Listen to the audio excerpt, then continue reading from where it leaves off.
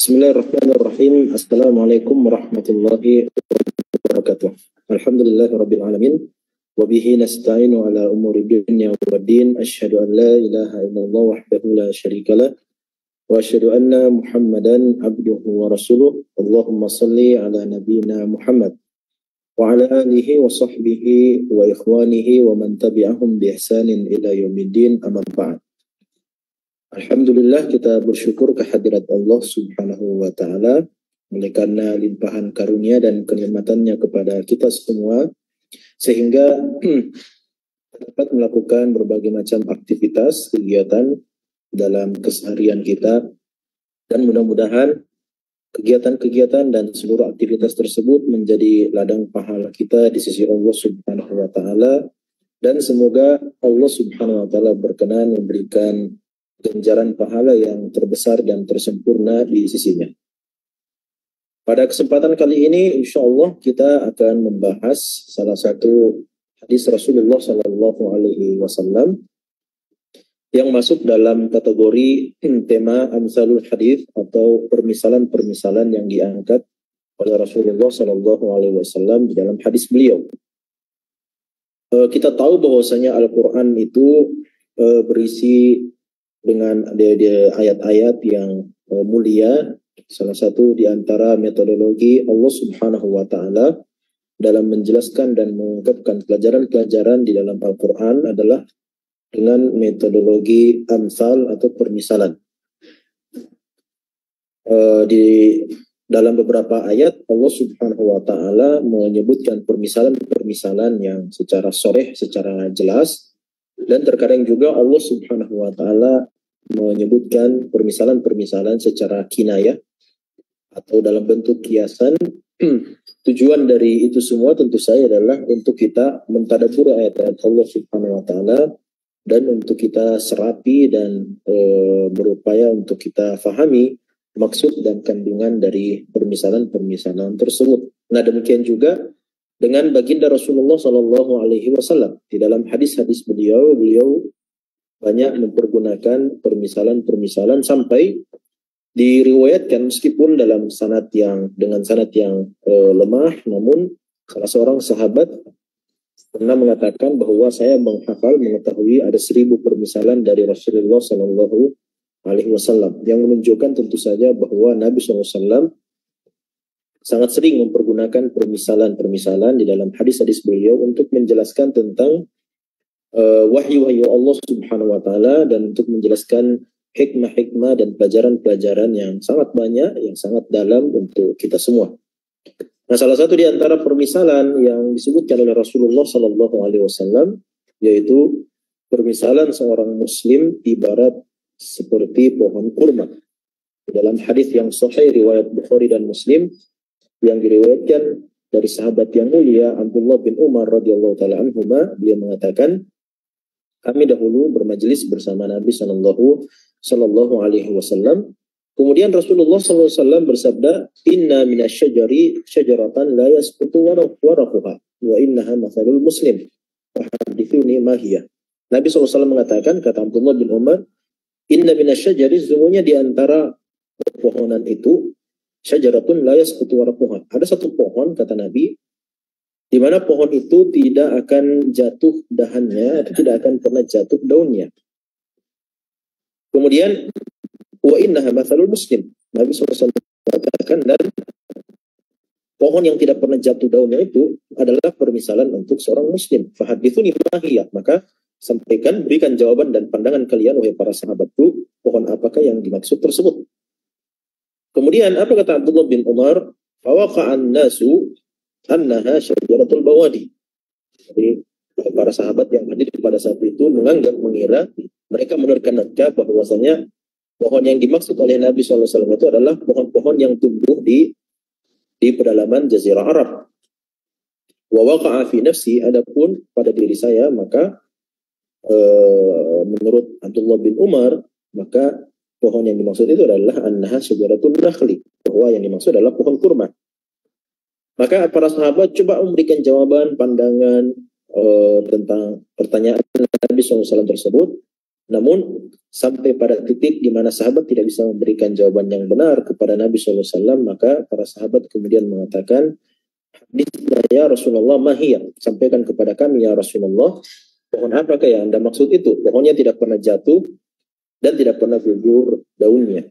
Maka Rasulullah SAW mengatakan, innahan nakhlatu, sesungguhnya pohon itu adalah pohon kurma. Nah, serupa dengan apa yang dianggap oleh Abdullah bin Umar di dalam hatinya, namun beliau merasa malu. Dalam riwayat itu disebutkan, fastahyaitu, saya merasa malu. Abdullah bin Umar merasa malu untuk mengungkapkan isi hatinya, menyampaikan isi hatinya, karena di dalam majelis itu ya hadir para kibarus sahabat, hadir para sahabat-sahabat senior.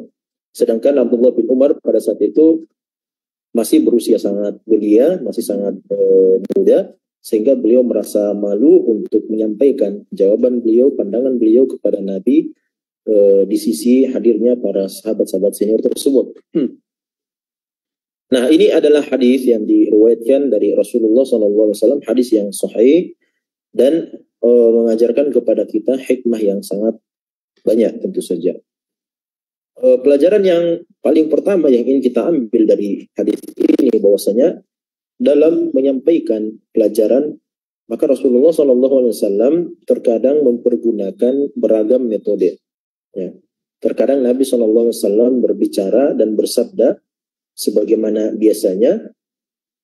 Terkadang juga muncul sebab untuk urutnya sebuah hadis, atau ada pertanyaan dari para sahabat misalnya, atau ada sebuah peristiwa misalnya yang terjadi di hadapan Nabi dan dikomentari oleh Rasulullah SAW.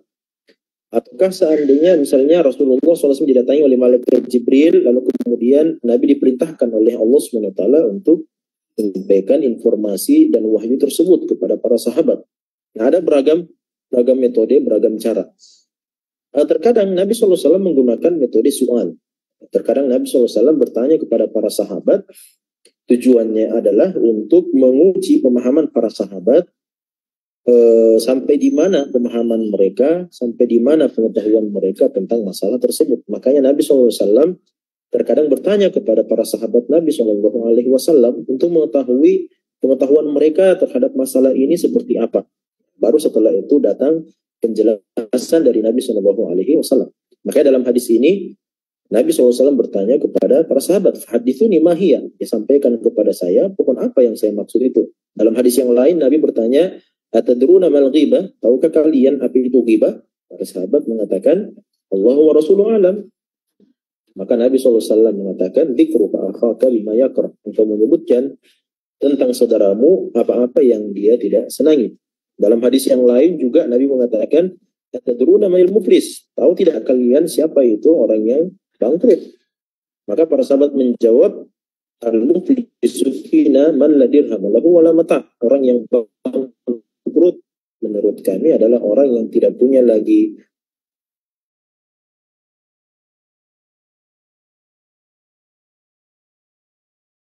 nah, itu menurut mereka adalah orang yang bangkrut.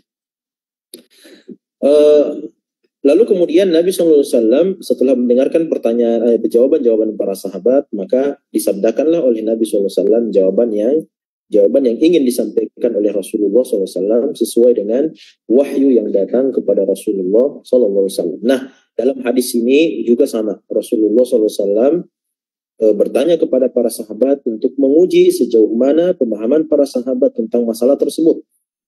Nah, yang menjadi pelajaran pada hadis ini bahwa mengapa Nabi SAW menggunakan metode itu? Mengapa Nabi SAW menggunakan metode pertanyaan ini kepada para sahabat? Karena ulama kita menjelaskan bahwasannya ketika Rasulullah SAW bertanya seperti itu dan kemudian diberikan jawaban oleh para sahabat Nabi SAW, maka di dalamnya terdapat proses mudzakarah di antara mereka, di antara Nabi dan para sahabat. Dan ulama kita menjelaskan bahwa di antara cara, di antara metode untuk menguatkan hafalan kita dan untuk memaksimalkan ingatan kita terhadap sebuah ilmu pengetahuan, maka salah satu di antaranya adalah dengan metode mudzakarah. Ada dua orang atau lebih yang saling mudzakarah, saling mengingatkan tentang sebuah masalah misalnya. Nah, ini juga sama dengan Nabi SAW dalam hadis ini. Nabi SAW bertanya kepada para sahabat, kemudian sahabat menyampaikan pandangan mereka terhadap pertanyaan tersebut, lalu kemudian Nabi SAW memberikan jawaban yang benar kepada para sahabat. Maka ini adalah bentuk mudzakarah tentu saja. Dan mudzakarah itu kata para ulama kita sangat membantu seseorang untuk mengingat ilmu atau pengetahuan dengan ingatan yang kuat dan tertanam dengan sangat kuat di dalam hati dan pikiran kita. Olehnya metode ini digunakan oleh Nabi SAW. Kenapa? Karena memang informasi yang akan disampaikan oleh Nabi SAW berisi permisalan ini adalah informasi yang sangat berharga. Bahkan disebutkan di dalam Al-Quran, disebutkan oleh Allah Subhanahu wa Ta'ala dalam firman-firmannya. Maka hadis Nabi SAW ini sejatinya sebenarnya bisa dikatakan hendak menjelaskan terhadap firman Allah Subhanahu wa Ta'ala tersebut. Nah, di dalam Al-Quran Allah Subhanahu wa Ta'ala menyebutkan, Allah berfirman dalam surah Ibrahim ayat yang ke-24 dan 25. Allah Subhanahu wa Ta'ala berfirman, a'udzubillahi minasyaitonir rajim, alam tara kaifa daraballahu mathalan kalimatan thayyibatan kasyajaratin thayyibatin asluha thabitun wa far'uha fis sama' tu'ti ukulaha kulla hinin bi'idni rabbiha wa yadribullahu al-amthala lin-nasi la'allahum yatadhakkarun. Nah, kalau kita lihat dan kita bandingkan, kita korelasikan antara hadis yang tadi kita sampaikan, hadis Ibnu Umar itu dengan ayat Allah Subhanahu wa Ta'ala, firman Allah dalam surah Ibrahim ayat 24-25 ini, maka kaitannya tentu sangat erat. Kaitannya sangat erat. Di dalam hadis Ibnu Umar tadi, Nabi Shallallahu Alaihi Wasallam memberikan jawaban bahwasanya permisalan orang Muslim itu adalah permisalan pohon kurma. Sedangkan di dalam surah Ibrahim ayat 24-25 ini Allah Subhanahu wa Ta'ala menjelaskan, tidakkah engkau melihat bagaimana Allah Subhanahu wa Ta'ala memberikan permisalan untuk perkataan yang baik. Nah, perkataan yang baik itu kata Allah Subhanahu wa Ta'ala kasyajaratin thayyibatin asluha thabitun wa far'uha fis sama'. Nah, perkataan yang baik itu tentu saja yang dimaksud dengan perkataan baik di sini adalah kalimat la ilaha illallah atau kalimat tauhid, asyhadu an la ilaha illallah wa anna muhammadar rasulullah. Nah, ini yang dimaksud dengan kalimatun thayyibah. Namun menarik bagaimana Allah Subhanahu wa Ta'ala memberikan permisalan untuk kalimat thayyibah itu, untuk la ilaha illallah muhammadur rasulullah itu kasyajaratin thayyibatin, seperti pohon yang baik juga, asluha thabitun wa far'uha fis sama'. Di mana pohon yang baik itu dasarnya ataupun akarnya itu kuat menghunjam di dalam tanah, wa far'uha fis sama', sedangkan cabangnya itu menjulang tinggi. Nah, para ulama kita di antara Imam Ibnu Katsir rahmatullah alaihi menjelaskan, beliau menyebutkan bahwasanya syajaratun thayyibatun yang dimaksud dalam ayat ini adalah pohon kurma. Yang dimaksud dengan syajaratun thayyibah dalam surah Ibrahim ayat 24 ini adalah pohon kurma. Nah, kalau kita korelasikan antara firman Allah Subhanahu wa Ta'ala ini, Allah memberikan permisalan untuk kalimat tauhid itu seperti pohon kurma. Dan di hadis Nabi SAW, Allah Subhanahu wa Ta'ala Rasulullah SAW memberikan permisalan untuk orang-orang beriman yang mengucapkan dua kalimat syahadat ibarat seperti pohon kurma. Makanya kalau kita bandingkan ada korelasi yang sangat kuat, bahkan bisa dikatakan bahwa hadis Ibnu Umar ini hendak memberikan penjelasan yang sangat kuat kepada firman Allah Subhanahu wa Ta'ala dalam surah Ibrahim ayat 24 dan 25. Kenapa? Karena hadis ini menjelaskan tentang permisalan untuk orang-orang beriman ibarat pohon kurma, sebagaimana Allah Subhanahu wa Ta'ala hendak menjelaskan dalam surah Ibrahim tersebut tentang kalimat tauhid yang diucapkan oleh orang-orang beriman, bahwa dia ibarat syajaratun thayyibah, ibarat pohon yang baik, asluha thabitun wa far'uha fis sama', di mana akarnya itu kuat menghunjam di dalam tanah dan cabangnya menjulang tinggi ke langit. Nah, kalau kita lihat penjelasan para ulama kita, mengapa Allah Subhanahu wa Ta'ala memisalkan kalimat thayyibah itu dengan pohon kurma atau dengan syajaratun thayyibah yang dasarnya akarnya menghunjam kuat di dalam tanah, sedangkan cabangnya menjulang tinggi ke langit. Maka para ulama kita menjelaskan bahwa Allah Subhanahu wa Ta'ala ingin menerangkan kalimat thayyibah itu, kalimat tauhid la ilaha illallah itu, ketika diucapkan oleh seorang mukmin, ketika diucapkan oleh seorang manusia, dan dia meyakini betul dan menjalankan konsekuensi daripada kalimat tauhid la ilaha illallah Muhammadur Rasulullah tersebut, maka kita akan dapati bahwa orang yang seperti itu, maka tauhidnya akan kuat, keimanannya akan kuat, kepercayaannya akan kuat, keimanannya akan kokoh di dalam hatinya sebagaimana akar dari pohon kurma itu. Akar pohon kurma itu adalah akar yang sangat kuat, akar yang menghunjam ke dalam tanah. Nah, begitu juga dengan orang yang mengucapkan kalimat tauhid. Ya, dia akan berada di atas kekokohan dan kekuatan iman dan tauhid kepada Allah Subhanahu wa taala, manakala dia betul-betul mengucapkannya dari lubuk hatinya dan dia betul-betul mengamalkan konsekuensi daripada kalimat tauhid tersebut. Wa far'uha fis sama. Begitu juga dengan cabangnya yang akan menjulang sampai ke langit. Ya, apa maksudnya?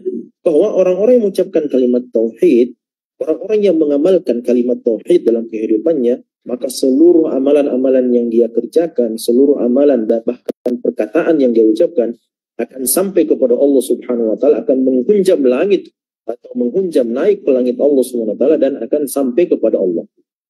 Nah, berbeda dengan orang-orang munafik, berbeda dengan orang-orang kafir. Mereka mengamalkan amalan, bahkan mungkin banyak di antara mereka yang berbuat kebajikan, membantu orang lain dan sebagainya, akan tetapi mereka tidak memiliki kalimat tauhid tersebut. Sehingga apa? Sehingga Allah Subhanahu wa taala tidak akan menerima amalan-amalan kebaikan mereka dalam kehidupan dunia, meskipun mereka sangat baik kepada umat manusia. Meskipun mereka sangat banyak bantuan kepada umat manusia, akan tetapi mereka tidak punya dasar, mereka tidak punya alasan, sehingga Allah Subhanahu wa taala menerima amalan mereka. Maka amalan-amalan yang mereka lakukan, perkataan-perkataan baik yang mereka sampaikan, tidak akan naik sampai kepada langit Allah Subhanahu wa taala dan akan tertolak amalan mereka. Ya. Berbeda dengan orang-orang beriman yang mengucap kalimat tauhid, maka amalan-amalan mereka menghunjam tinggi ke langit Allah Subhanahu wa taala, dalam artian seluruh perbuatan mereka, perkataan mereka, amalan-amalan mereka, baik itu yang zahir ataupun yang batin, akan naik sampai kepada Allah Subhanahu wa taala dan akan diterima oleh Allah Subhanahu wa taala. Nah, ini sekilas tentang penjelasan daripada firman Allah Subhanahu wa taala yang tentu saja sangat erat kaitannya dengan hadis Rasulullah sallallahu alaihi wasallam yang diceritakan oleh Abdullah bin Umar radhiyallahu taala anhu. Nah, sekarang kita coba kembali kepada hadis Ibnu Umar. Hadis Ibnu Umar ini, Rasulullah sallallahu alaihi wasallam memisalkan seorang muslim ibarat pohon kurma. Nah, kalau kita mau lihat pohon kurma itu, pohon kurma seperti yang tadi dijelaskan di dalam Al-Qur'an, dia memiliki akar yang sangat kokoh, dia memiliki akar yang sangat kuat, ibarat keimanan orang-orang beriman. Orang-orang beriman yang betul-betul beriman kepada Allah, maka dia akan memiliki kepercayaan, keimanan, atau kepercayaan dan keteguhan hati yang sangat kokoh. Makanya dalam ayat yang lain Allah SWT mengatakan, "Yutsabbitullahu alladhina amanu bil qawli tsabit fil hayatid dunya wal akhirah." Allah Subhanahu wa taala akan mengokohkan, menguatkan orang-orang yang mengucapkan kalimat tauhid la ilaha illallah, baik itu dalam kehidupan dunia ataupun dalam kehidupan akhirat. Sehingga keimanan mereka, kepercayaan mereka betul-betul kokoh dan tidak mudah digoyahkan oleh kehidupan dunia ini. Lalu kemudian Allah Subhanahu wa taala juga menyebutkan di antara sifat daripada pohon kurma itu wa farruha fis sama. Ya. Dan cabangnya itu menjulang tinggi ke langit. Sebagaimana tadi kita sebutkan, maka orang muslim itu amalan-amalan mereka akan diterima di sisi Allah Subhanahu wa taala, sebagaimana dahan dan daun cabang daripada pohon kurma itu menjulang tinggi ke langit Allah Subhanahu wa taala. Para ulama kita seperti Imam Al-Qadhi Iyad rahmatullah alaihi menjelaskan makna-makna yang lain yang terkandung di dalam hadis ini. Ya, karena memang seperti itu ya. Kalau kita membaca hadis-hadis permisalan dari Rasulullah SAW, maka tidak cukup dengan sekedar membaca dan sekedar menerawang atau melihat kepada zahir daripada lafaz hadis tersebut. Kenapa? Karena justru Rasulullah Shallallahu Alaihi Wasallam menyebutkan sebuah hadis dengan mengangkat sebuah permisalan itu untuk menunjukkan bahwa di balik permisalan itu ada pelajaran dan hikmah yang sangat besar yang mungkin kita tidak akan bisa dapatkan kalau seandainya Nabi SAW menjelaskan pelajaran tersebut tanpa diselingi dengan permisalan. Ya, justru Nabi SAW mengangkat hadis itu, memberikan penjelasan untuk hadis tersebut, apa yang ingin disabdakan oleh Nabi, pelajaran yang ingin disampaikan oleh Nabi.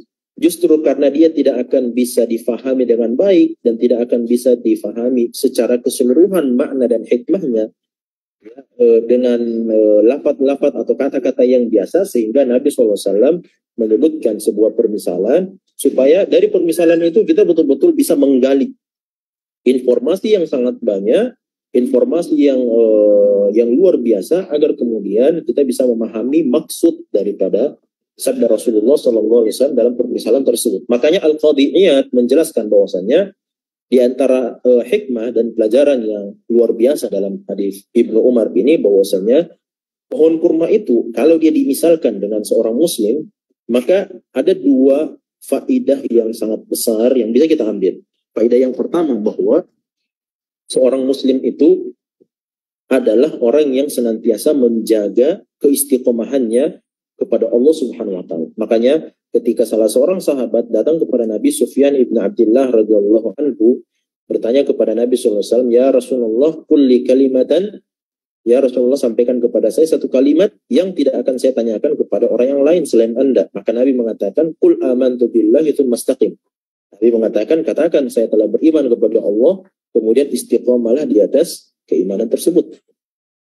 Dalam surah Fussilat, Allah Subhanahu wa taala ayat yang ke-30, Allah berfirman, "Innal ladzina qalu rabbuna Allah tsumma istaqamu tatanazzalu 'alaihimul malaika alla takhafu wa la tahzanu wa abshiru bil jannati allati kuntum tu'adun."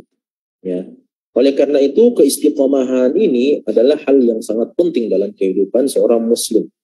Bahkan dia adalah keranda. Saya kalau berbicara tentang masalah keistiqomahan, maka saya selalu memisalkan keistiqomahan itu ibarat keranda kita. Kalau kita mau meninggal dunia, maka mesti kita harus membawa keranda tersebut, keranda keistiqomahan itu. Kenapa? Karena keistiqomahan itulah yang akan mengantarkan kita untuk mendapatkan husnul khotimah. Kalau kita tidak istiqomah dalam ketaatan kepada Allah, maka kita tidak akan mendapatkan husnul khotimah juga. Oleh karena itu, kita berusaha, dan Nabi SAW wasiatkan ini kepada Sufyan ibn Abdullah ketika diminta oleh beliau untuk menyampaikan sebuah wasiat yang tidak akan ditanyakan dan tidak akan didapatkannya dari selain Nabi SAW. Ya, wasiat untuk beriman kepada Allah dan wasiat untuk istiqamah di jalan Allah Subhanahu wa taala. Nah, dari mana kita bisa mendapatkan faidah ini? Dari sabda Rasulullah SAW, bahwasanya inna minasyajari syajaratun la yasqutu waraquha. Sesungguhnya di antara pohon, ada pohon-pohon yang tidak akan pernah jatuh daunnya.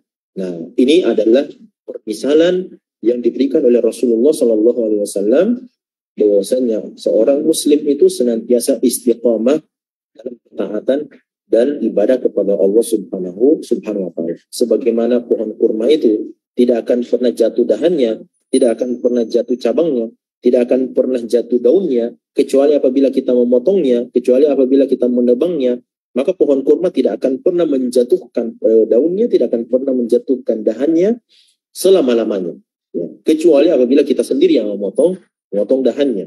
Nah, begitu juga dengan seorang muslim. Dalam ketaatannya kepada Allah, dalam ibadahnya kepada Allah, maka dia tidak pernah berhenti untuk senantiasa istiqamah di jalan Allah Subhanahu wa ta'ala. Pelajaran yang lain, pelajaran yang kedua dari hadis ini, bahwa ketika Rasulullah SAW memisalkan seorang muslim dengan sebuah pohon kurma, maka di dalamnya ada pelajaran yang sangat-sangat berharga. Bahwasanya muslim itu, seorang muslim, seorang mukmin itu senantiasa diharapkan keberadaannya di tengah-tengah umat manusia. Dan celakalah ketika seseorang muslim tidak diharapkan keberadaannya di antara umat manusia. Itu kecelakaan yang sangat luar biasa. Kenapa? Karena Nabi SAW sudah misalkan, beliau sudah informasikan kepada kita bahwa seorang muslim itu senantiasa dibutuhkan manfaatnya, keberadaannya. Sebagaimana pohon kurma. Pohon kurma itu sangat banyak sekali manfaat dan sangat banyak sekali guna serta fungsi yang bisa didapatkan dari pohon kurma. Para ulama kita seperti Al-Qadhi Iyad, begitu juga dengan ulama-ulama yang lainnya, menjelaskan bahwa di antara manfaat daripada pohon kurma itu, akar pohon kurma bisa dijadikan tali tambang. Ya. Lalu kemudian batangnya bisa dijadikan sebagai alat untuk transportasi, misalnya untuk membuat jembatan dan sebagainya. Lalu kemudian kemudian pelepah kurmanya itu bisa digunakan untuk menjadi menjadi tali juga bisa. Kemudian daun-daunnya pun juga biasa dipergunakan menjadi atap di masa Rasulullah SAW.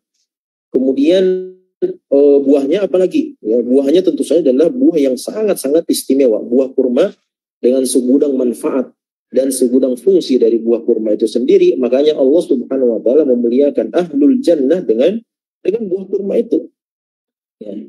Dan kalau kita lihat, Masya Allah, kebutuhan tubuh kita untuk glukosa atau gula itu sebenarnya sudah dikandung di dalam buah kurma. Ya.